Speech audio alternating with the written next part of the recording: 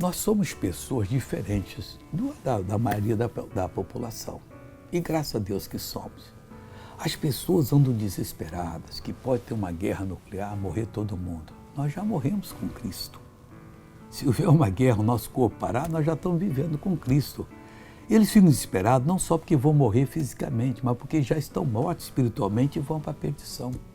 Olha, nós temos um trabalho tão grande para poder lutar agora e trazer essas pessoas para Deus e mudá-las completamente, porque isso agrada o Senhor. Romanos 6,8 diz assim, ora, se já morremos com Cristo, cremos que também com Ele viveremos. Temos que viver com Jesus hoje, porque vamos viver na eternidade.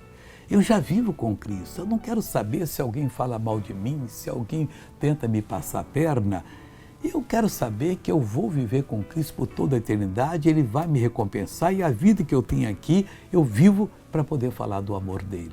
Faça a mesma coisa.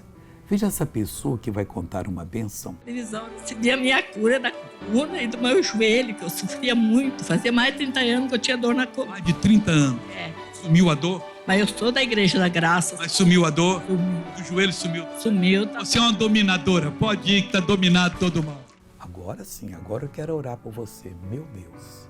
Em nome de Jesus, eu uno a minha fé com a fé dessa pessoa. Eu repreendo todo o mal que está na vida dela, eu reprovo e eu digo, mal, solta essa pessoa agora, vai embora, desapareça em nome de Jesus. E você diz, amém. Graças a Deus. Deus te abençoe.